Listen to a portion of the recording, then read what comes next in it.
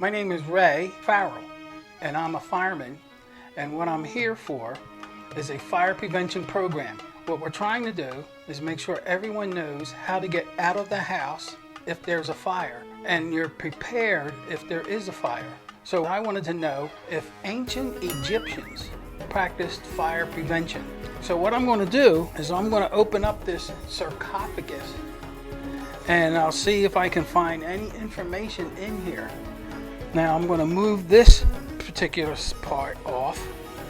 This is what King Tut looks like when he was alive.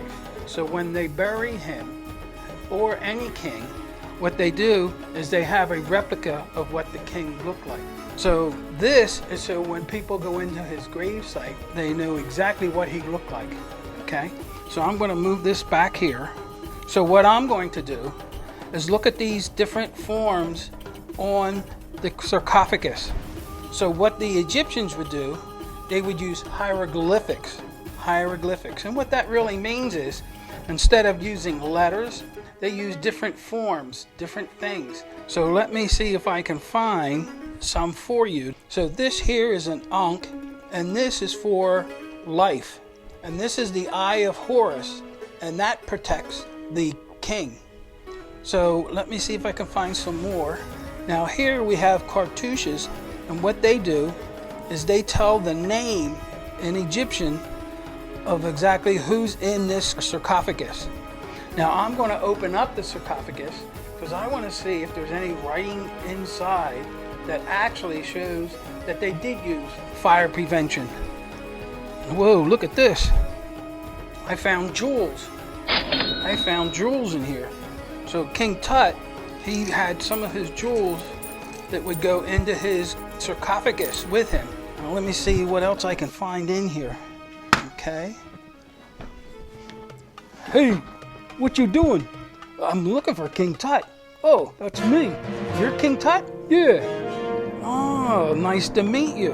What I wanted to know is, do ancient Egyptians practice fire prevention? Oh, sure. They do? Yup. Can I ask you, what would you do if your clothes caught on fire? Oh, I know. Okay, well, what would you do?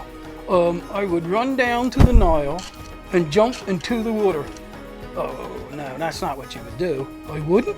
No. If you run, the fire will burn your clothes. And while it's burning your clothes, it could actually burn your skin. So you want to make sure that you stop, drop, and roll. I did not know. Well, that's why I wanted to find out if you could practice fire prevention. Oh, sure, I could do that. So what you do is you lay down on the ground and you go back and forth. And when you're doing that, that's going to put out the fire. Now, keep doing this until you realize there's no more fire on your clothes. Oh, okay.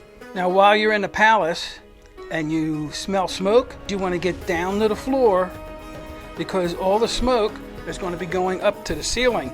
So what you want to do is make sure that you can get down on the floor and on your hands and knees, go over to the door. Then take one hand and feel the door. Now, if that door's hot, don't go out that way. That means there's a fire in the hallway. Go out another door. And when you do find a door that's not hot, you can open it up and go out of the palace. If you do that, you'll be safe. Oh, hot diggity dog. Okay. Hey, can I say something? Who's that, you? Mm-hmm. Oh, well, what did you have to say? I want to know if I could have a smoke detector. Well, you should have a smoke detector. I have one right here. And what this does is this will give you an alert that there is a fire nearby.